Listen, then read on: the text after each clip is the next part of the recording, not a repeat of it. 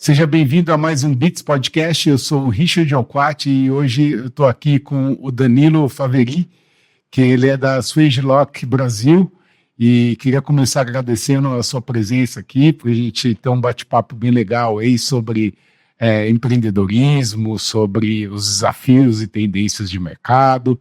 E eu queria então mais uma vez agradecer de você ter vindo aí de São Paulo, aqui conhecer o interior. Eu já queria começar aí fazendo uma pergunta: quem que é o Daniel na fila do pão? Já começa assim, né? Bom, Richard, antes de mais nada, eu queria agradecer a vocês aí pelo convite, né? E realmente, né? Quem sou na fila do pão? Quando eu recebi o convite, falei, caraca, mas como os caras chegaram em mim, né? Nem tenho toda essa relevância no mundo de negócio que nem outras pessoas aí que são chatas. Mas enfim, eu comecei a trabalhar com 16 anos, né? Como estagiário na parte de estoque. E acabei trabalhando durante um bom tempo, né? E eu entrei na SwageLock Brasil em 2009, trabalhando como atendimento ao cliente, né? Eu ajudava lá o pessoal com a parte de projetos, né? A gente atende o mercado de construção, né? PSOs e tudo mais. Então eu fui atender um vendedor que trabalhava exatamente essa parte. E trabalhei lá bastante tempo nessa área.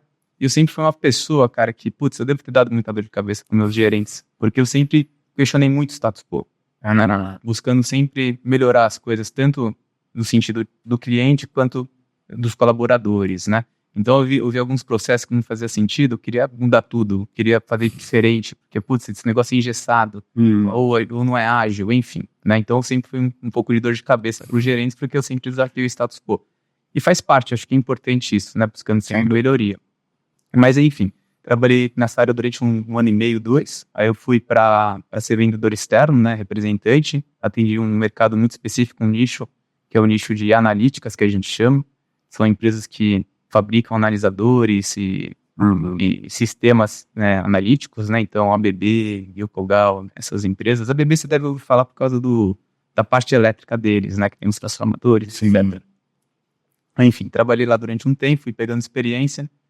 E aí, cara, eu comecei a me incomodar muito com os atrasos de entrega que tinha para meus clientes, né? Eu cheguei pro diretor da empresa e falei, cara, eu não estou satisfeito com isso aqui, não.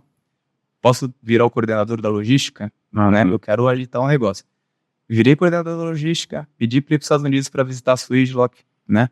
E aprender um pouquinho como se trabalhava nessa parte de estoque. Aprendi com eles, trouxe um modelinho para cá, implementei, transformei nosso estoque, né? E ficamos muito mais ágeis, com uma curiosidade de estoque muito melhor, com muito menos erros de separação, atendendo os prazos que estavam nos pedidos, etc. Né? Eu fiquei contente com o resultado. Eu fui convidado para ser gerente de vendas para a parte norte e nordeste do Brasil. Né? Então, viajava direto para Bahia, Recife, Fortaleza, né? Enfim, o Nordeste inteiro eu acabava viajando com o pessoal lá, com os vendedores, fazendo visita em campo, conhecendo melhor a região também para dar melhor suporte para eles. E aí acho que foi em 2015 eu decidi ir lá para Babson fazer o meu MBA, né? E eu fiquei lá durante um ano e meio, mais ou menos, do meu MBA. Após isso fui trabalhar como estagiário na SwageLock lá fora, né? Eu falei, cara, já que eu já trabalhei tanto tempo, deixa eu conhecer um pouquinho melhor lá. E trabalhei lá 6 meses, conheci, fiz networking, só que quando eu voltei para o Brasil em 2017, eu não voltei para a SwageLock, eu fui para uma outra empresa, né? E aí eu fui trabalhar com produtos, né, biodegradáveis que fazem desengraxe industrial, limpeza industrial, né? Produtos à base de água e planta. E trabalhei lá também durante uns 2 anos, e eu fui responsável por lançar uma marca residencial, né, chamada Tal, criar a marca em si, toda a parte de comunicação visual, estratégia de marketing, etc. Né? Então foi uma experiência muito interessante, porque era uma empresa pequena, quase uma startup. E em 2019 eu recebi o convite para voltar para a SwageLock Brasil como gerente geral, né? Que é onde eu estou na posição até hoje. Né? Então eu voltei em 2019, acho que em outubro, março de 2020, pandemia. Que bacana. E, assim, a Babson College, eles são conhecidos por ser a escola do empreendedorismo, né? E como você acredita que esse MBA te ajudou nas suas práticas, na sua gestão de negócios? Perfeito. Cara, realmente eles são uma faculdade fantástica, né, voltadas para empreendedorismo. Acho que são a faculdade número 1 dos Estados Unidos nessa parte, né? E eles realmente focam, né, em trazer esse conhecimento que o empreendedor precisa. Porque o que falta às vezes para o empreendedor? Conhecer a parte de fluxo de caixa, a parte financeira, como estruturar uma equipe de vendas. Muitos não querem nem olhar, né? Não querem nem saber de contabilidade, de finanças, né? É uma parte muito importante, porque o que a gente aprende? Caixa, né, dinheiro, é rei. Por quê? Sem caixa eu não consigo pagar meus fornecedores, meus colaboradores, não consigo ter meu prolabore e etc, né? Então, caixa é muito importante. Então, você aprende a olhar o fluxo de caixa de uma maneira diferente. Você aprende a entender que a contabilidade financeira é uma parte importante, né, do conhecimento do empreendedor. E lá você passa por diversas matérias, diversos professores que têm experiência. Então, eu cursei cursos de inovação, design thinking. Achei muito interessante. Tomada de decisões, né, vendas. Então, assim, te dá tanta oportunidade de você focar em algumas áreas que para você são importantes, que é muito legal nessa parte de cursos eletivos. Você realmente coloca a grade para atender o que você procura para o seu futuro, né? Ou você desenvolver naquele momento o que você está procurando. Então, enfim, existe uma parte de economia, recursos humanos, marketing digital, estratégias, era completo, bem completo. E os professores eram fantásticos, a turma também. Então, era muita troca, porque era gente do mundo inteiro, com experiências também já em gestão e etc. Então, a colaboração era muito ativa de todo mundo. E isso traz muita bagagem, porque você acaba aprendendo com colegas, você entende os desafios que eles passam, você sabe como que você aprende mais ou menos como os negócios na Índia, né, as dificuldades que eles enfrentam. Fala, cara, eu já também passo por coisas similares. Será que eu não posso aprender alguma coisa como eles lidam com alguns desafios lá que eu não posso aplicar aqui? Então você começa a ter essa abertura, né? Você começa a ter essa visão que às vezes a gente aqui não tem tanta, né? Que bacana, mas assim, só corrigindo uma fala sua, a gente achou muito interessante o seu perfil, a sua vivência, essa bagagem que você tem de MBA, e foi por isso que está do convite. Então, aí, conversando um pouquinho contigo, eu já vejo que realmente não é só aquela questão de rede social, você realmente é um cara que você comentou, que nunca foi acomodado ou conformado, sempre quis... quem se preocupa como funcionário está incomodado em entregar algo no prazo ou na qualidade que foi combinado, isso realmente são poucas pessoas e elas que realmente nasceram para empreender. Essa é a visão, porque quem se conforma com o status quo é porque realmente não nasceu com esse espírito de empreendedor, né? Mas eu queria, assim, perguntar para você qual o papel que você acredita que a criatividade pode desempenhar assim, na gestão do negócio em si? Olha, quando você é uma pessoa criativa, você acaba olhando para as coisas de uma forma diferente, né? E a criatividade, quando você olha para um processo, ou para um negócio, ou para um mercado, se você não tem essa abertura para olhar, você sempre olha de uma forma muito engessada. Sempre foi assim, sempre vai ser assim, né? Quando você é criativo, você olha assim, cara, ok, estamos dessa forma, o que a gente pode fazer para melhorar? E essa ideia, e aquilo, como que a gente pode testar? Né? Como que eu posso aumentar o nível do negócio? Como que eu posso melhorar tal área, expandir vendas? E aí que a criatividade entra, né? Porque se não pensar fora da caixa... Na verdade, eu não gosto de usar o termo pensar fora da caixa. Eu gosto de usar o termo expandir a nossa zona de conforto. Que bacana. Né? Porque quando a gente expande nossa zona de conforto, a gente se sente mais confortável com situações adversas. E a gente vai expandindo e expandindo. Você acostuma com o frio na barriga. Exatamente. Exatamente. Tanto que eu vim pra cá com o fio da barriga, cara. Não mentira, nunca fiz isso daqui. Né? Mas a gente vai estar saindo melhor do que eu, tá? Obrigado. Mas enfim, a criatividade é esse papel de você olhar para as coisas e falar, ok, o que a gente pode fazer aqui para colocar uma cereja no bolo, né? E aí entra uma outra parte, que ok, tem uma criatividade, tem uma ideia, como que eu vou botar essa ideia para jogo? Né? Como que eu vou testar ela? Então, às vezes as empresas falham porque elas pegam uma ideia e já aplicam ela para tudo, antes de fazer um teste para ver se dá certo ou errado. Quer dizer, a ideação, né? Exatamente, a ideação é muito importante, né? E aí a gente entra até num outro tema, que eu até comentei com você, quando eu cursei Babson, eu tive aula de Design Thinking, né? Ela se aprende até a parte de ideação, vai lidar com o mercado, vai lidar com as pessoas, você envolve a equipe, né, no Design Thinking, você tem diversas vertentes, não é só gerente, não é só a pessoa da parte comercial. Você tem que envolver a pessoa da logística, a pessoa de finanças, pessoas de todas as áreas para conversar sobre essas coisas, porque você vai ter visões diferentes. Fala, às vezes, pô, meu, o que esse cara que tá opinando? O cara nem faz parte disso daí do dia a dia. Às vezes o cara tem um insight interessante e muda o jogo, né? Tipo, desculpa te cortar, mas eu acho que a empatia é um dos principais pontos ali, você ouvir todo mundo técnico, me corrija se eu estiver errado, né? Do pouco que eu entendo de design thinking, né? Exatamente, não, você tem que ouvir um pouquinho de todo mundo. E tem que estar aberto a isso, né? Então, e aí o ser humano, ele é muito, como posso falar, criterioso, ou não sei, né? Porque ele fala, pô, mas o que o cara de logística vai opinar sobre vendas, né?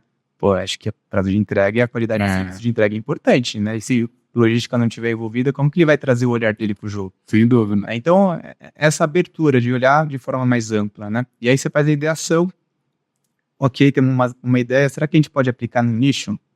Será que a gente pode começar com um piloto? Ou com um mock-up? Né? Vamos fazer um mock-up disso aqui, vamos testar. Legal, né? Não foi tão bom quanto a gente pensou. Onde está a necessidade de melhoria? É um ciclo sem fim, né? É um ciclo sem fim, até você chegar numa forma, uma metodologia ideal para o seu negócio, né? Só que se não tiver um mock-up, aplicar isso daí de forma pequena, ir melhorando, tudo mais, para depois expandir para o negócio inteiro, às vezes pode dar um tiro no pé, né? Sem dúvida. E isso também ajuda as pessoas a entenderem para onde está indo, ok, vamos testar, ok, qual é o feedback, o que funcionou, o que não funcionou, o que a gente precisa ajustar aqui, ajustar ali, né?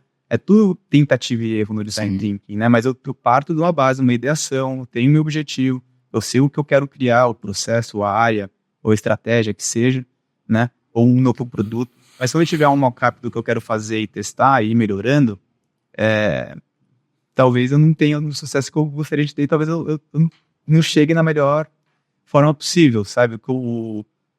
O resultado ideal para a empresa. Então é importante esse processo de design thinking exatamente para você conseguir chegar num produto ou numa forma de trabalho que realmente agregue valor para o cliente, né? Que traga excelência para o cliente, porque no final do dia não existe empresa se não temos cliente e nem colaboradores, né? Então a gente também tem que olhar para essa parte de pessoas e envolvê-las e manter a comunicação muito aberta, né? E escutar feedback. Você falar, ok, né? Talvez não tenha gostado de ouvir isso, mas estão me contando alguma coisa, melhor encarar isso como uma verdade, sem dúvida, porque a verdade é a nossa melhor amiga, do que eu ficar me doendo com aquilo, entendeu? E aí aí vai abrindo oportunidades pra gente olhar para as coisas diferentes, para as pessoas diferentes, elas vão se envolvendo, elas vão criando, elas vão ajudando, né?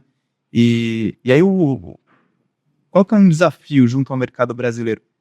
A gente, pelo menos, não sei, aí eu tô falando um pouco da minha experiência, tá? Que eu vejo. O brasileiro parte muito para a questão de punição. Né? Errou é uma punição. A gente não tem que encarar dessa forma. Eu errei. Ok. Qual que é o aprendizado com isso? Como que eu posso aplicar de forma diferente? Não é mais punição, mas é uma oportunidade de melhoria, né? Então, a gente tem que começar a mudar um pouquinho esse olhar, né? Esquecer um pouco o lado de punição e permitir um pouco mais de erro com o objetivo de melhorar. Porque se a gente não aprende, a gente não melhora. Sem dúvida. Sabe que eu acho muito interessante você estar falando, tá me lembrando, eu comentei contigo que eu conheci alguns estados ali nos Estados Unidos, né? Um deles que eu fui por causa de um amigo mormon, que é o Tony, inclusive mandar um abraço aí pro Tony, e ele comentou uma coisa para mim que, Tony Passey, que eu achei muito interessante. Ele é professor universitário também lá, inclusive de marketing digital, né? Na BYU, e ele comentou uma coisa comigo que ficou na minha cabeça, que ele morou um tempo no Brasil, e ele fala assim, cara, no Brasil é muito diferente essa cultura de empreendedorismo daqui, porque no Brasil o cara que fracassou, o cara que teve um negócio e faliu, ele tem vergonha de falar isso. E lá nos Estados Unidos, tipo, ele falando América, lá nos Estados Unidos, tipo, os empresários veem com bons olhos para dar cargos de confiança para alguém que já faliu um negócio. Eu falei, como assim? E foi, cara, porque ele já sabe como que como foi, às vezes ele teve uma bagagem para não acontecer isso de novo, e essa bagagem, essa vivência, essa experiência lá fora tem muito mais valor que aqui, né? E aí ela só fala, eu fiquei pensando nisso. Exato, é porque falha aqui no Brasil é punição, né? O cara falhou, é um perdedor. Não, o cara aprendeu muito mais do que a gente, né? E quando ele for aplicar, ele vai aplicar de forma diferente. Então, quando a gente olha para pessoas de sucesso, não é o primeiro negócio que elas tiveram que bombou. Dificilmente vai ser o primeiro. Às vezes é o segundo, terceiro ou quarto. Só passou por vários aprendizados. e não desistiu. Porque ela veio de forma Resiliência, diferente, né? Resiliência. Exatamente. E no Brasil é complicado, porque é tudo punição. Não, o cara perdeu. A gente esquece, esse cara errou no passado. Mas o cara aprendeu muito. Sim. E a gente não olha por esse lado. E assim, voltando um pouco na questão de metodologias ágeis, né? O que eu acho mais bacana, assim, de uma maneira geral de todas elas, inclusive da Design Thinking, eu gosto de falar de ideação, mas tipo, é que assim, não é uma coisa de cima para baixo, como é uma coisa que você envolve, eu acredito que é mais fácil de você integrar os colaboradores. Por quê? Eu vejo aqui, a gente tem por volta de 25 pessoas no nosso time. Quando a gente fala de mudar alguma coisa no processo, porque a gente tem todos os processos, todas as funções, tudo por escrito, né? Quando a gente fala de mudar alguma coisa, muitas vezes as pessoas não gostam, e a gente percebeu que quando, antes da gente mudar, a gente trocar essa figurinha, ver o que cada um pensa, o que ele acha, como que poderia ser diferente, principalmente você ter ali a empatia de ouvir o cara que está desempenhando esse papel, ele dizer o que ele pensa, qual que as dificuldades dele, eu acredito que isso acaba envolvendo, e até por isso a chance dessas mudanças darem certo são maiores. Não sei se você concorda. Concordo totalmente. Quando a gente envolve as pessoas desde o começo, elas entendem o propósito, o porquê daquilo. Não ser de cima para baixo, de top-down. Vamos envolver aqui, gente, vamos, né, trazer o propósito. Às vezes a pessoa está fazendo negócio e não sabe nem porquê, né? Eu sou muito fã de falar o propósito das coisas, explicar o porquê daquilo. Quando a pessoa entende o porquê, ela vira uma defensora daquilo. Fala, cara, entendo agora, então vamos buscar melhorar isso, né? E quando não entende o porquê, o propósito, é reclamação, é isso, aquilo. Então, o propósito de cada coisa é importante, é muito importante a comunicação e a clareza. Sim. Os porquês, né? Aí a pessoa se sente mais envolvida, tudo mais. Aí você... integrar, né? Exato, e se abre portas para o intraempreendedorismo, né? Aquela pessoa que não quer ter negócio, mas que quer melhorar a empresa, né? Que tem boas ideias. E às vezes ela não... Legal, não conhecia esse termo, cara. Enfim, lá fora chama de intrapreneurship, alguma coisa assim. Bacana. Traduzido para português, não, faz sentido, que legal, cara. Existe essa vertente hoje em dia, né?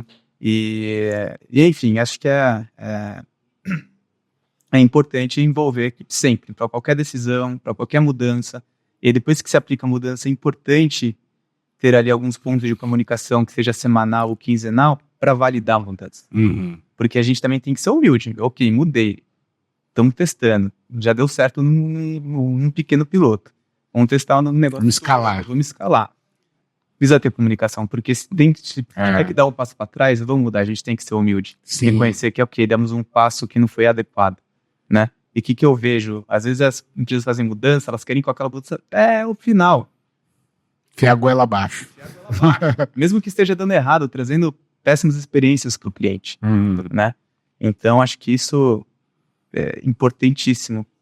Tá envolvendo, tendo essa comunicação aberta, pedindo feedback para que todos sejam francos, porque aí você consegue entender os desafios, você vê se aqueles desafios são fáceis de serem endereçados, melhorados, ou não, né? E aí, ok, vamos dar o passo para trás, vamos voltar. Então a gente já teve caso que a gente implementa uma ferramenta, foi horrível, poderia ter insistido, vamos seguir até o fim, fazer ela dar certo, mas não, cara, vai trazer dor de cabeça para o meu interno, vai trazer dor de cabeça para o meu cliente, vamos voltar atrás, esquece, morre eu aqui. Humildade. Vamos estruturar melhor, pensar de forma diferente e tentar de novo, só que tentar diferente também, né? Então é importante essa velocidade.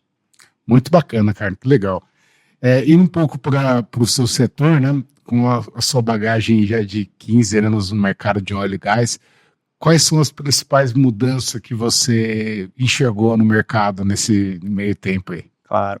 Bom, acho que o protagonismo do Brasil nessa parte de óleo e gás, né?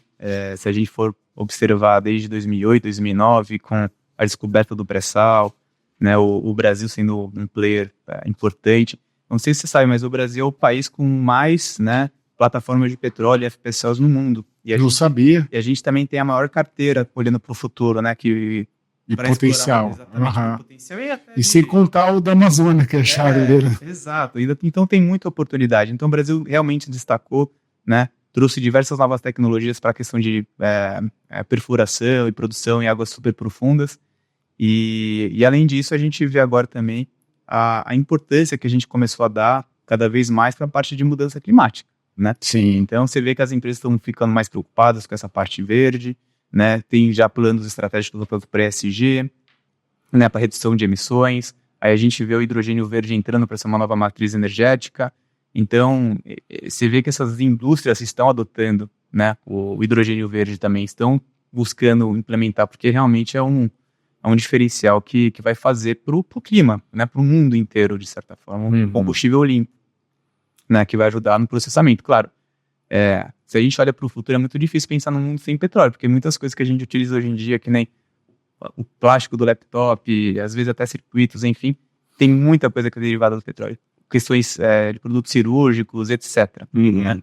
Então, talvez seja um pouco difícil, no médio prazo, se desvencilhar disso, porque realmente é uma cadeia importante, não só para a questão dos combustíveis de veículos, mas para as coisas que a gente usa no dia a dia, desde plástico até, sei lá. Sacolinha e tudo, né? Tudo, né? Então, é importante. E aplicar o hidrogênio verde junto a essa parte vai ser cada vez mais importante, fora a captura do carbono, né? E reinjeção nos campos. Então, você vê que as indústrias estão se movimentando para isso, mas claro, são indústrias gigantescas e às vezes os passos, né, não são tão rápidos quanto poderiam ser, porque é um elefante quando começa a mover, ele se movimenta, ele vai para frente, mas a primeira passada demora. Sem dúvida. Né? Mas você vê que o Brasil evoluiu bastante nessa parte, e hoje em dia é um hub, é reconhecido mundialmente, Petrobras aí é uma das maiores empresas do mundo, e devido a toda essa parte de descobertas que vem fazendo, e a questão até do investimento nessa área que existe, né, de procurar novos postos, etc.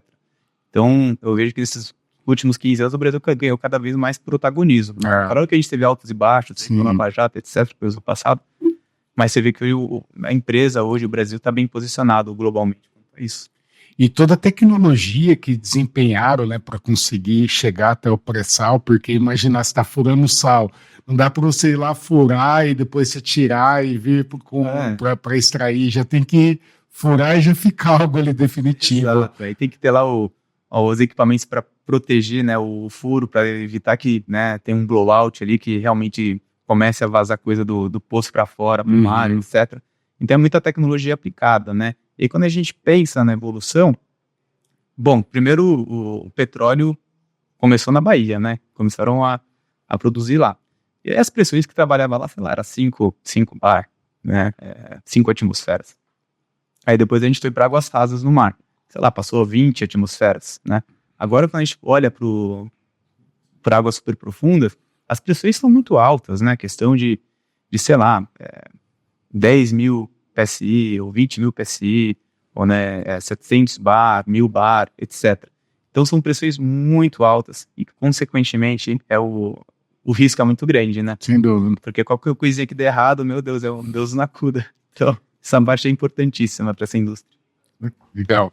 E como você aborda os desafios de eficiência e segurança nos sistemas de fluido? Cara, por a gente estar trabalhando com indústrias pesadas, né, que trabalham com fluidos, tanto gasosos quanto líquidos, que também são voláteis e às vezes até tóxicos, né, é muito importante olhar para componentes, para esses sistemas que realmente garantam uma maior segurança, né, ou mesmo produtos como, por exemplo, para fazer tomada de amostra que garantam a segurança do operador, porque o cara não está mexendo com não é água que o cara está mostrando, né, o cara não está trabalhando com água ou com refrigerante, né, está trabalhando com petróleo, com gasolina, com benzeno, com isso, com aquilo. Então, o produto que é usado ali tem que garantir, né, uma vedação, tem que garantir a segurança do usuário, porque qualquer volátil que sai ali do tubo que está passando é um perigo do cara inalar e ter algum problema de saúde. Isso daí repercute para o futuro.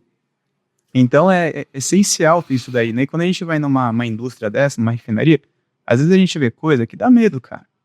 Porque é o cara indo lá tomar uma amostra de algum produto para poder validar em laboratório, e o cara tá usando uma mangueirinha assim e tal, o maior medo de manusear aquilo, e aí você olha e fala, será que a gente não consegue trabalhar com mais segurança, né?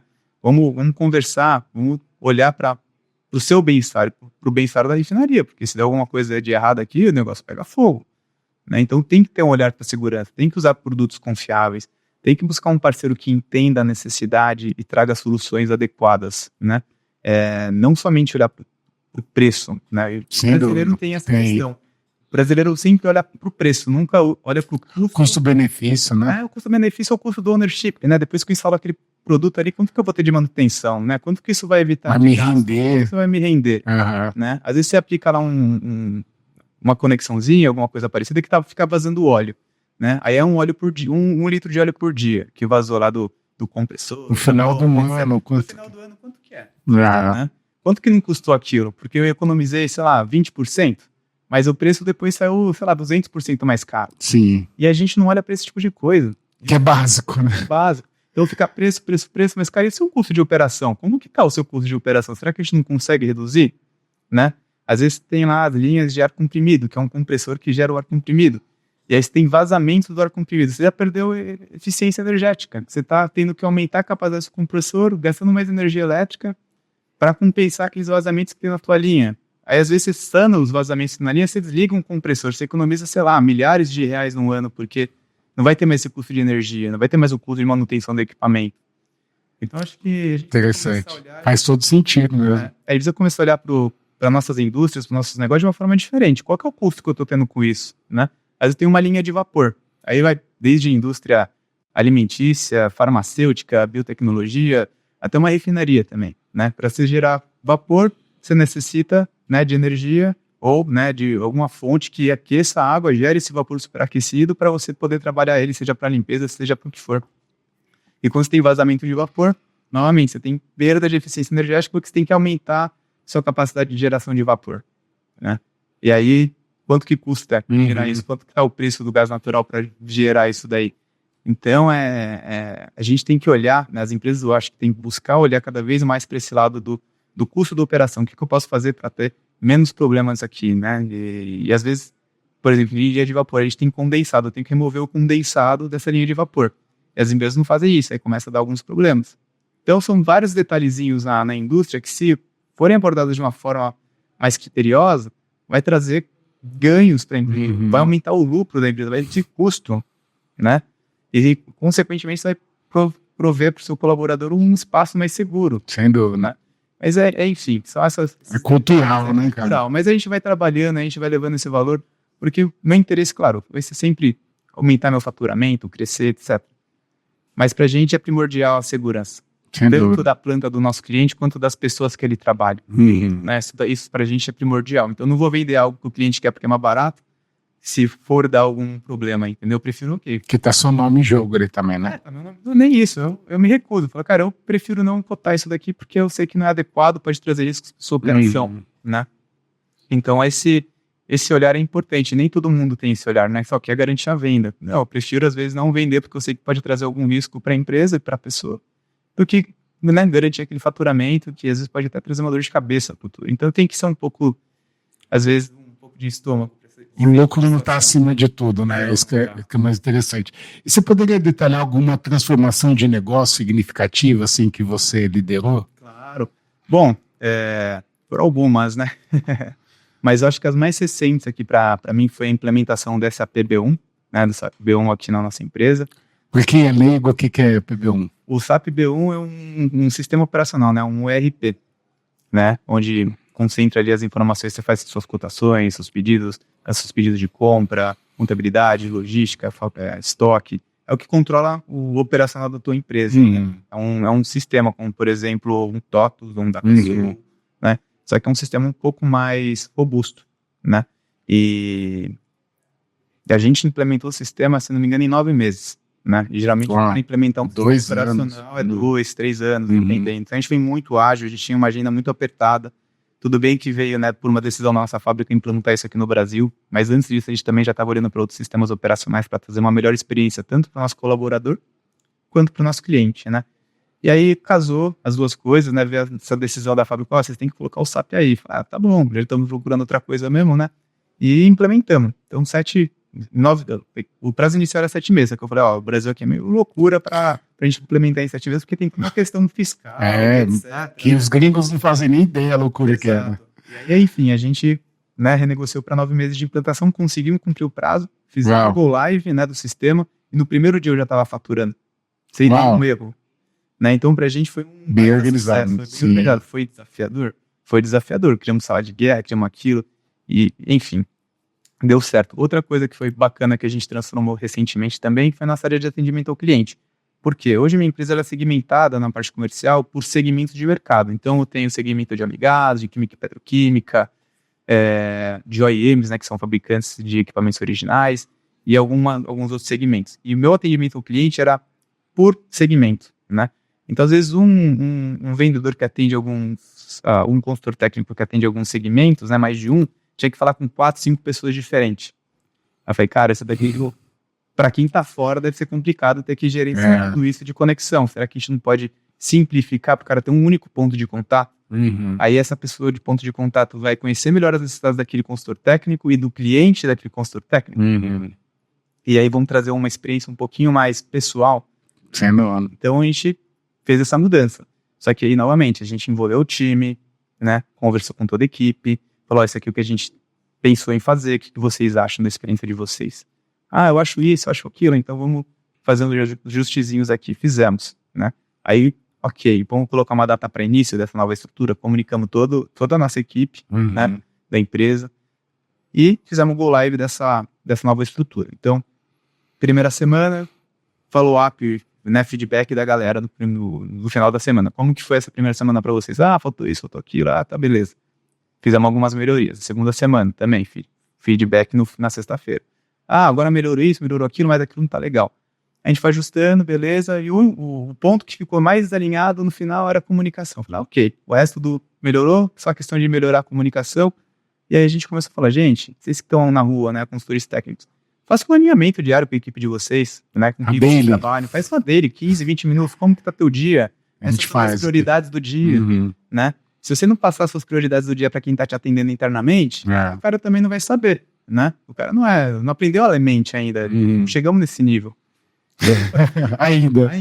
Então, assim, é importante ter essa conversa, esse alinhamento, para todo mundo, para as expectativas ficarem alinhadas e a gente ter tempo de resposta caso haja algum imprevisto, né? Então a gente começou a implementar isso, começou a fluir melhor, e hoje em dia, se a gente fala assim, e aí, vamos voltar para o modelo anterior, ninguém quer. Nem pagando. Legal, metodologia ágil na veia, né? Exatamente. Viu? E vocês que são uma empresa, assim, com diversas áreas de atuação, diversos nichos, aplicações, assim, né? Quais são os mercados que vocês estão explorando, que estão focando agora? Perfeito. Bom, a gente, né, tem basicamente alguns segmentos dentro da empresa, que eu já comentei, e a gente tem um segmento que chama Novos Negócios, que é como se fosse uma incubadora. Que legal, cara. Segmentos que a gente não é tão forte. Então, ali tem desde... Isso é da Swagelock já ou é da Swagelock Brasil? Olha só. Se estruturou assim, porque se a gente olha a Swagelock lá fora, os caras são muito fortes em semicondutor, né? E óleo e gás. Ok, óleo e gás eu tenho aqui no Brasil, semicondutor eu não tenho. Né? Então a gente tem que olhar para outros mercados para diversificar. Eu não posso apostar tudo numa cestinha só. Né? Eu tenho que ter um mercado diversificado. Então a gente tem nessa questão de novos negócios, como incubadora, ali a gente vai começando a trabalhar alguns segmentos, né? Como por exemplo alimentícia, bebidas, farmacêutica, mineração, acearias, etc. Inclusive universidades e pesquisas, né? Então a gente vai crescendo um pouquinho o bolo aí, por exemplo, para esse ano aqui, o que a gente está planejando para 2025? Focar em 2 ou 3 segmentos de novos negócios que já atingiram um faturamento interessante, né? Como por exemplo a parte de energia, termoelétricas e mineração e acearia, e criar um segmento dedicado a crescer ainda mais isso daí. Vamos colocar um foco, né? E aí a gente está agora estudando. Será que a gente coloca esse foco procurando uma nova pessoa no mercado para focar somente nisso, ou a gente utiliza a nossa estrutura que a gente já tem, né? Quais são os prós e os contras de cada um? Então a gente está nessa fase de analisar, mas a gente já está vendo como que a gente pode, né, começar a trabalhar melhor esses outros segmentos que a gente já tem uma certa penetração, só que a gente tem um potencial de crescimento muito grande, né? E aí o que é importante nessa parte, né? O brasileiro, a gente é muito voltado para o curto prazo, para o imediato. A gente é muito imediatista, né? Resultados na hora. Exato. E aí a gente esquece de trabalhar a longo prazo e médio prazo, né? E quando as coisas começam a diminuir de venda, sei lá o quê, mas, cara, você focou muito no curto prazo. Então tem que ter uma certa organização ali para buscar coisas de curto, de médio e de longo, né? Mas além disso, o vendedor ele quer pegar pedido de tudo quanto é lado. Então quanto mais CNPJs para ele atender, melhor. Isso aqui não é o melhor caminho. Porque quando eu trabalho uma empresa, uma indústria, eu tenho tanto departamento que eu posso trabalhar, eu posso crescer tanto dentro daquilo ali, que é mais fácil focar energia no lugar onde eu já tô, onde eu já posso expandir. Que é mais fácil abrir uma porta onde você já tá ali dentro. Exatamente. Mas o ser humano, né, ele não pensa dessa forma, ele pensa, cara, o que tá vindo novo, quanto mais melhor. Só que quanto mais melhor, se o cara olha pra dentro do que ele já tem, fala, cara, eu tenho muito mais aqui do que lá fora. É uma venda muito consultiva, assim. Exato, é muito consultiva, porque a gente tem que entender a dor, a gente tem que levar valor pro cliente, mostrar os diferenciais, né? O que ele vai ganhar com isso em termos de segurança, de eficiência, de facilidade de operação, etc. Né? Então, vamos focar, a gente tem muito produto, a gente tem serviço, a gente tem soluções, vamos trabalhar o que a gente já tem, né? E aos pouquinhos vamos adicionar nessas outras coisas. Porque às vezes o cara quer dar tiro para tudo quanto é lado, falta o foco. Sim. Né? E acho que também isso é uma coisa que as empresas, quando nascem, elas querem abraçar o mundo. E para abraçar o mundo, você precisa de muito recurso. Né? E aí acaba dando para os burros na água. Enquanto que a gente começa uma pequena empresa, vou focar em tal área de desenvolvimento, ok, vou focar nisso durante 2, 3 anos. Eu vejo que não está dando certo, eu troco. Né? Sim, sendo... Né? Não fico insistindo naquilo também. Só que eu vejo que muitas vezes a gente quer abraçar o mundo, né? Então, tô trabalhando com um amigo num projeto pessoal, e aí conversando com ele, falando, não, vamos fazer tal coisa, sei lá, o que de SNOP, vamos atender o mercado todo. Eu falei, cara, mas o mercado todo é grande. Vamos começar menor, que aí a gente consegue estruturar uma ferramenta bacana, a gente consegue olhar outras vertentes, a gente consegue focar naquilo, desenvolver uma coisa que vai funcionar para aquilo. Depois a gente começa a galgar outras coisas. Sem dúvida. Né? Não adianta você dando tiro para todo quanto é lado. É complicado isso, né? Precisa de muito recurso. É melhor treinar uma sniper, né? Do que dar tiro pra tudo quanto é lado. Mas você sabe que assim, eu tô ouvindo você e tô assim pensando, tô perplexo apesar de nossas áreas serem bem distintas, né? A área que eu atuo é da sua, mas tem muita coisa em comum, cara. Por exemplo, o marketing digital. Quando o cliente ele só quer fazer ações ou campanhas voltadas para quem já está pronto para comprar o serviço dele, é onde ele está brigando com todos os concorrentes dele que estão focando, por exemplo, no Google com as mesmas palavras-chave. Mas quando você começa a entender toda a jornada do cliente e você começa a pegar o cara lá no começo, que ele já conhece, e no momento que ele for procurar um fornecedor, ele já teve algum ponto de contato com a sua marca, isso acaba sendo muito mais fácil, né? E principalmente se você já deu um material rico, despretensioso, sem querer vender nada, e que aquilo agregou de alguma forma na vida dele, e com isso ele deixou o e-mail, você pode ir trabalhando, sem ser aquela coisa muito chato de ficar mandando e-mail todo, mas de vez em quando tá mandando ali, tem um fluxo de automação, mandando um conteúdo relevante que faça sentido pro dia a dia dele. Umas pílulas, né? Exatamente. E dessa forma eu acredito muito que se você não foca só no curto prazo, você consegue ter resultados muito maiores a médio e longo prazo. Até essa questão, quando a gente fala para algum cliente, olha, vamos criar ações a curto prazo, mas vamos criar ações a médio prazo. Por exemplo, o SEO, a parte orgânica. As pessoas muitas vezes não desprendem tanto tempo ou energia, porque falam, não, peraí, para escrever aqui um conteúdo de blog que vai demorar 2, 3 meses para botar nas primeiras páginas, mas, poxa, daqui 2, 3 meses você não vai precisar estar mais pagando por essa palavra, você já vai estar recebendo esse acesso orgânico. Exato. Então, será que não vale a pena? Será que 2, 3 meses é tão longo prazo? Assim, para mim é talvez curto, no máximo médio prazo, né? Mas eu acho que falta um pouco de visão. E lá fora eles têm muito já essa visão da questão de criar ações de orgânico, e patrocinado e tá mesclando. Então, assim, eu tô perplexo porque tem muitas coisas em comum, né? E você mudar esse mindset. Exatamente. E que você comentou, né? 2, 3 meses. A gente não gosta de esperar, cara. Cara, tem que esperar tudo isso, tem que fazer tudo isso. Outro quarto, os vendedores já falam, né? Mas, vamos preparar o terreno? Se a gente preparar bem o terreno, lá na frente as coisas ficam um pouquinho mais fáceis. Sem dúvida. Né? Então, isso que você comentou é importante, ok, né? Hoje eu pago por uma palavra-chave. Se eu fizer um bom trabalho, daqui 2, 3 meses não preciso mais. Nem pagar. Né? Nem pagar mais por isso, não vou ter um investimento tão alto e vou estar lá configurando as primeiras páginas, né? Então, isso é muito importante para as empresas. Então, assim, a gente trabalha muito o LinkedIn aqui na empresa, mas eu trabalho a parte de venda, eu quero apresentar produto. Educação de mercado, né? Trabalha exatamente educação de mercado, né? Parte, por exemplo, a gente tem treinamentos, né? De montagem de conexão, dobra de tubo, que é uma coisa que parece simples, mas envolve muita matemática e muita ciência. E padronização, né? Que é uma coisa importante para as indústrias, terem padronização. Não adianta cada um fazer do jeito, né? Então, como que a gente fez? Precisamos aumentar um pouco ali nossos treinamentos. Vamos focar em conteúdo de treinamentos, divulgar o que a gente já fez, pegar um depoimento aqui. Pô, mas tá difícil pegar, tal. Vamos continuar tentando. Quando vier o primeiro, a gente comemora. O segundo, hoje em dia, cara, toda semana a gente tem post de treinamento, com algum depoimento, com alguma coisa. Mas por quê? A gente começou. Sem dúvida. Deu o primeiro passo. Deu o primeiro passo. E teve a paciência, a tolerância de aguardar se desenvolver. Né? E, claro, teve algumas coisas que a gente teve que ir mudando um pouquinho a abordagem. Teve, é normal. Né? Mas a gente foi preparando isso, a gente foi trabalhando isso. E hoje, por exemplo, na rede de distribuidores da SwageLock, a gente é referência na parte de LinkedIn. Porque dentro do Brasil, a gente digo assim, o SwageLock local com mais seguidores. Eu fiquei impressionado, porque quando eu olhei ali, se eu não me engano, tem quase 8 mil, tinha 7 mil e tantos, assim, não vou lembrar o número exato, mas eu fiquei impressionado pelo seguinte, porque eu fui até ver se não era global, eu falei, não, é do Brasil mesmo, essa daí. Aí eu fiquei pensando, caramba, os caras são tão nichados, né, de uma coisa assim, tão específica, óleo e gás e tal, como eles conseguiram ter tanto seguidor, porque o LinkedIn é um dos terrenos mais difíceis de você conseguir seguidor. Exatamente, e eu vou te falar, a gente fez tudo de forma orgânica, não pagamos nada. Que legal. Então, é questão de conscientizar o vendedor, né, falar, cara, convida seus clientes para seguir a gente, os conteúdos que a gente divulga, a gente tem que trazer valor. Eu não quero vender produto, eu quero trazer conscientização para o mercado. Né?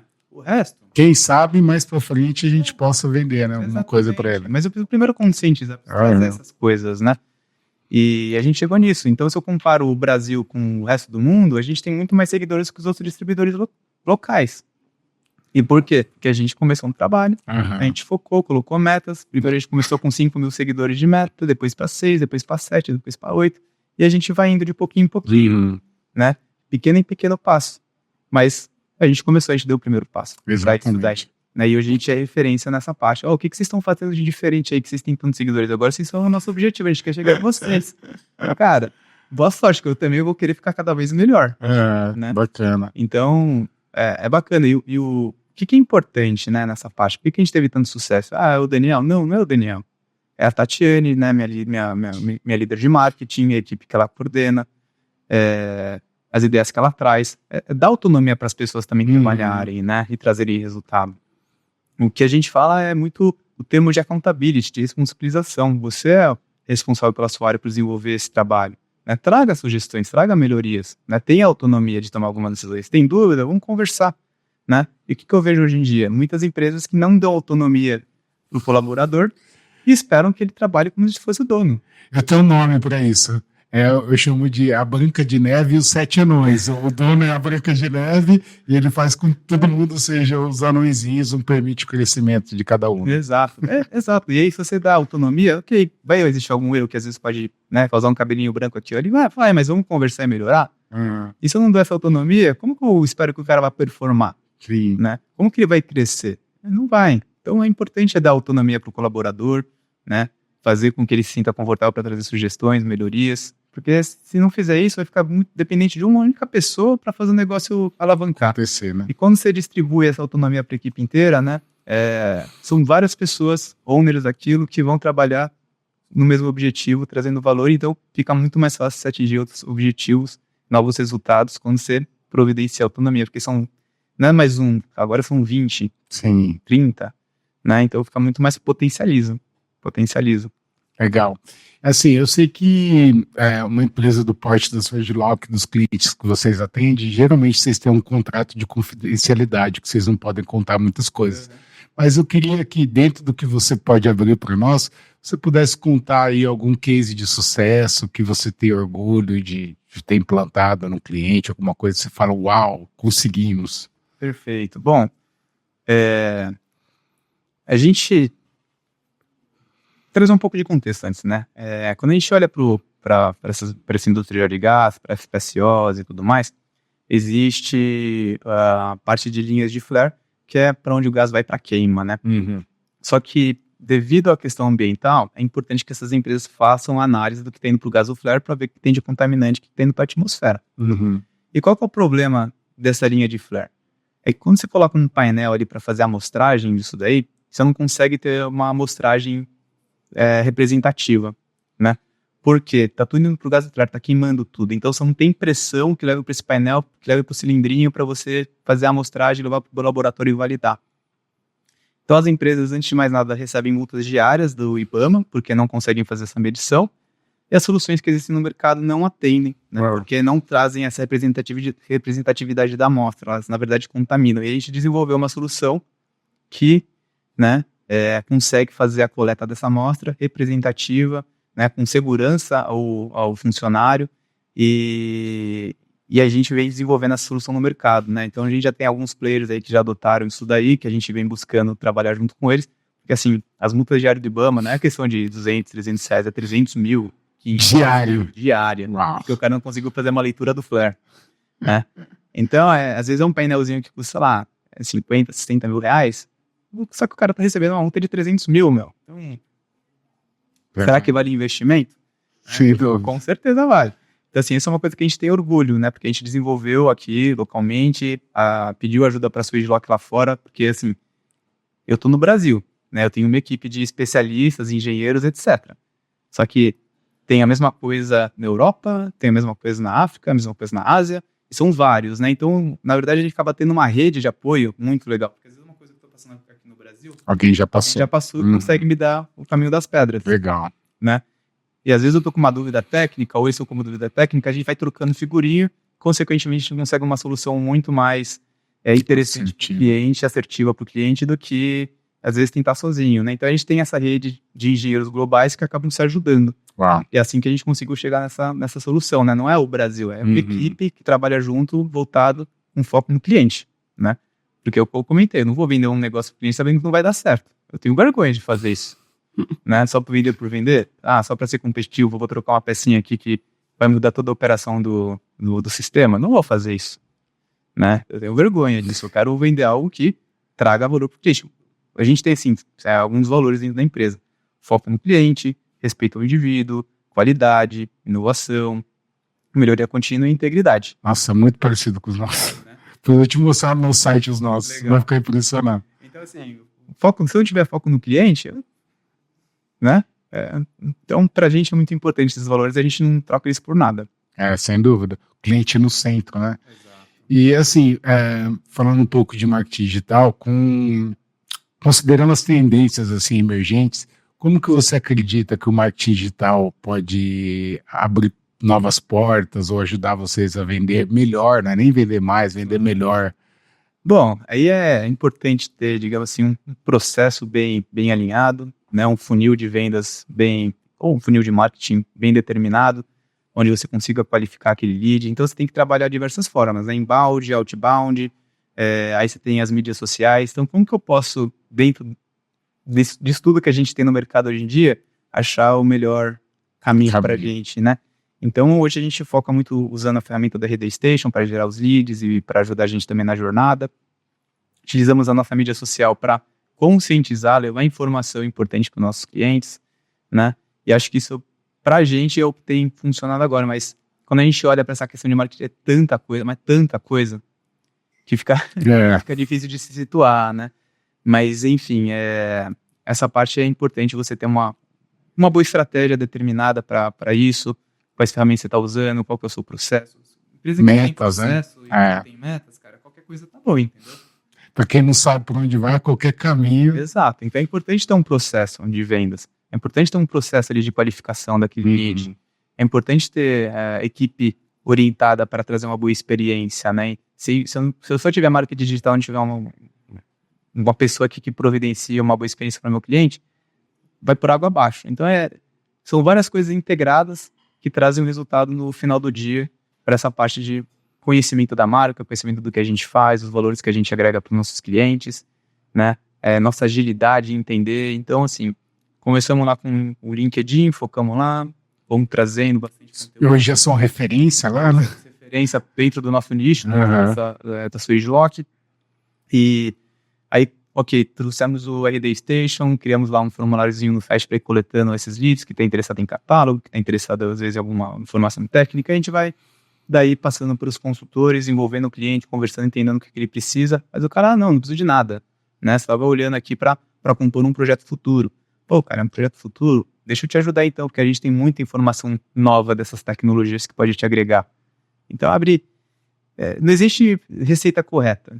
Cada empresa sabe a sua forma de trabalhar, tem que identificar as ferramentas que são importantes para si, né? Mas se não tiver um processo, não existe a ferramenta que vai atender, sabe? Vai fazer milagre, né? Não existe. Então, processo, procedimento, alinhamento da equipe é importantíssimo para que as coisas fluam, né? Sem dúvida. E quais são as suas perspectivas, assim, de futuros ou tendências do mercado? Você acredita que a inteligência artificial terá um grande impacto, uma grande revolução? Eu acho que a inteligência artificial vai ser importante para o futuro de qualquer negócio, né? Acho que aos poucos aí a gente está implementando, vai trazendo novas ferramentas, etc. Claro que tem muita coisa hoje em dia que está numa área cinzenta, vamos colocar dessa forma, né?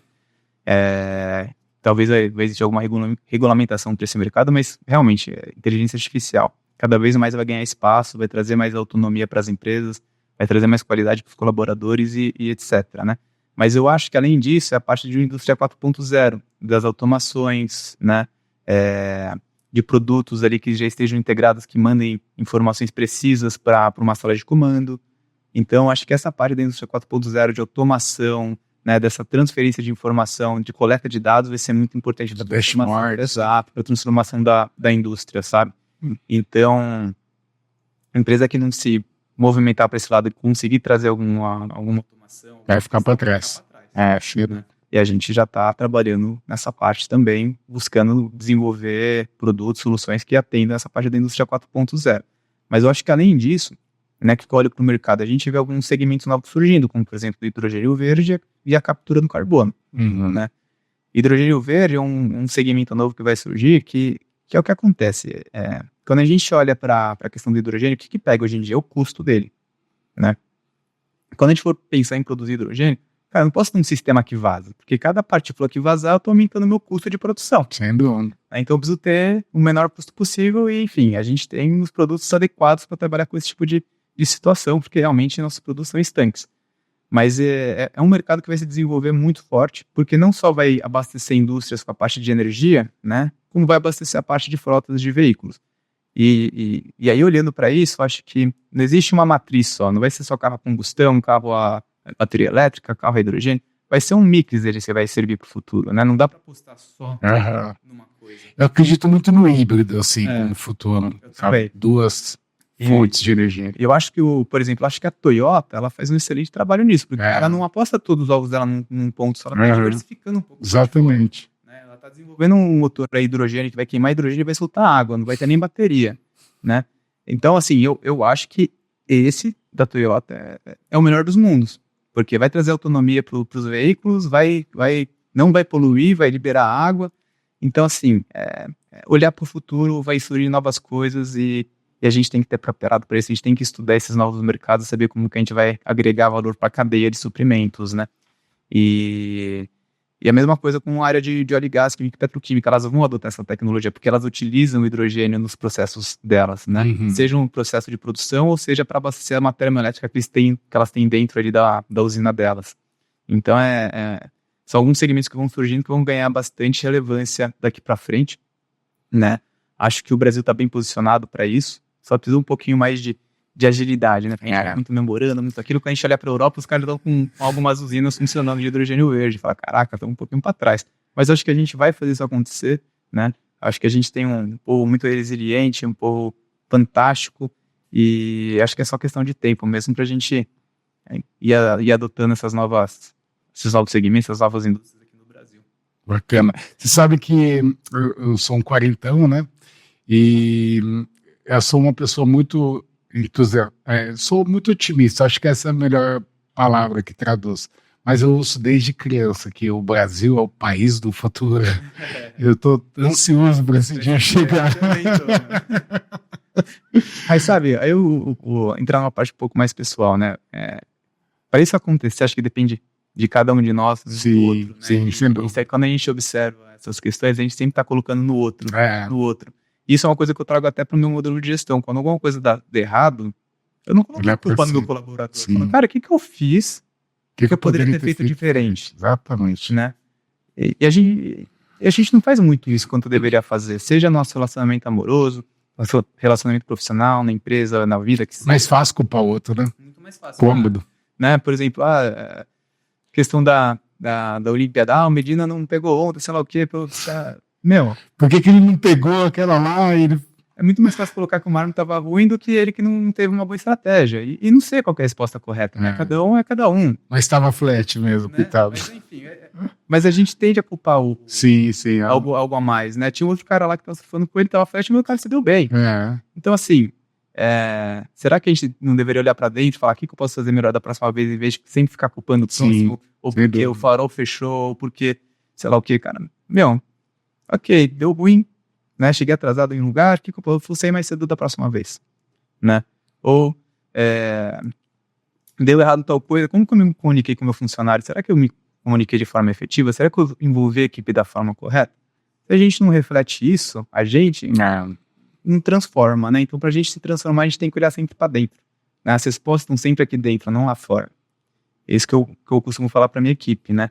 Então, essa parte de terceirizar, a gente tem que acabar com ela. E aí sim, acho que o Brasil começa a deslanchar, porque aí vai estar na gente, não no político, no outro, sei lá o quê, né? O que eu posso fazer para melhorar o mundo. Cara, a gente olha uma rotatória, ninguém dá preferência para ninguém.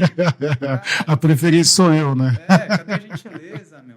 Às vezes tem alguém querendo atravessar a rua com um cachorrinho, uma idosa, os caras não param. Falam, meu... Ou com uma criança no colo. Exato. Vamos ser gentil, vamos começar a mudar as coisas.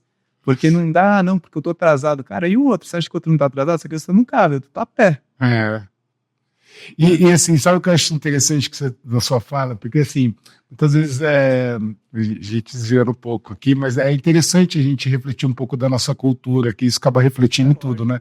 Mas assim, eu fico pensando que muitas vezes os motoristas, motociclistas, enfim, eles se esquecem que quando eles saem do carro, eles também são pedestres. Exato. E muitas vezes eles esquecem, porque assim, às vezes tem uma senhora ou uma mulher com uma criança na faixa, eles quase atropelam a pessoa e ainda xingam a pessoa. Exatamente. Mas é muito, muito doido. Mas eu queria abrir aqui para suas considerações finais, mais uma vez agradecer e dizer que foi um imenso prazer se conectar. Um dos grandes motivos do nosso podcast é isso, a gente sentar na mesa aqui com pessoas incríveis como você, uma pessoa muito resiliente, disruptivo, que pensa muito à frente, que tem uma forma de pensar aí bem ágil, bem interessante, envolvente com as pessoas. E é um prazer ter o podcast, ter pessoas como você aqui. E queria que você também passasse aqui, as pessoas que querem se conectar, qual que é a sua melhor rede social, o projeto acho que é o LinkedIn, para poder te adicionar ali, poder trocar umas figurinhas. Bom, Richard, é um prazer meu estar aqui, muito obrigado pelo convite, né? Fico muito feliz em poder compartilhar um pouquinho sobre minha experiência, minha trajetória com você, com todo o público que vocês atendem. E assim, mídia social, a única mídia social que eu tenho é o LinkedIn, não tenho mais nenhuma outra, né? Deletei meu Instagram faz uns 2-3 anos, o Facebook também, porque eu percebi que eu perdia muito tempo ali e esquecia de viver a minha vida. Né? Então eu acabei focando só no LinkedIn, que é uma rede profissional que eu acabo usando até para minha empresa, preciso ter minha rede ali, nem posto tanto quanto eu deveria, mas enfim, o melhor lugar para se conectar realmente é via LinkedIn comigo. E aí uma parte que você comentou de inovação, né, que eu gostaria até de fazer uma consideração. Às vezes a gente pensa que inovação é algo que vem do nada, boom, disruptivo, surgiu, cara, isso aqui, boom, tá lá. Mas não é bem assim, né? E aí eu vou fazer um parênteses aí junto com a Olimpíada que estava em alta, acabamos de passar por Olimpíada de Paris. A gente pensa naquele salto em altura, né? Que o pessoal vai correndo e pula de costas. Nem sempre foi assim, né? Na década de 30, 40, o pessoal pulava com a barriga para baixo, né? Pulava como se fosse um peixinho. E aí foi subindo lá, 1,10 m, 1,11 m, 12, foi subindo aos pouquinhos. Aí uma pessoa do nada falou assim, cara, e se a gente pular de costas isso aqui? Todo mundo deve ter achado ele louco, né? Todo mundo achou que o cara louco. O que esse cara aí falou, meu? O cara tá bem troço, bicho. E na verdade, acontece assim, inovação. Você vai melhorando de pouquinho em pouquinho, você chega num limite, você não consegue passar dali e falar, cara, como que eu passo desse limite? Né? Então a inovação é melhoria contínua. Porque aí você chega num ponto que você não consegue mais melhorar, você tem que evoluir, você tem que inovar. E aí isso aconteceu com um salto, né, de altura. O pessoal começou a pular de costas, e aí a gente vê hoje essas marcas de 2 metros sei lá quanto. E no passado não era assim, porque pulavam de barriga. E aí teve um doido que falou, cara, eu quero melhorar ainda mais meus números, eu vou pular de costas. Tentar fazer algo diferente. O cara começou a pular de costas, cara, e a galera, nossa, olha isso, né? Então é basicamente isso. A gente tem que olhar para a inovação com uma melhoria contínua, chega num momento que ela atinge seu limite, e quando chega no limite a gente tem que pensar, o que eu posso fazer de diferente para passar esse limite? Aí é quando acontece a inovação. Então, gostaria de fechar com essa parte aqui, porque às vezes a gente imagina que inovação é algo que vem do nada, bom, tá lá. O cara sonhou com algo. Não é bem assim, foi melhorando aos pouquinhos, né? Com algum objetivo. Então, é muito importante essa parte de melhoria contínua para poder facilitar a inovação. Sem melhoria contínua, a inovação pode acontecer? Pode, mas vai ser muito mais penosa. Sem dúvida. Queria, então, agradecer. E você que está chegando aqui, está conhecendo o canal agora, siga a Bits Podcast aqui no YouTube, para ter contato aí, para mais conversa com pessoas tão incríveis quanto o Daniel. Muito obrigado e até o próximo episódio.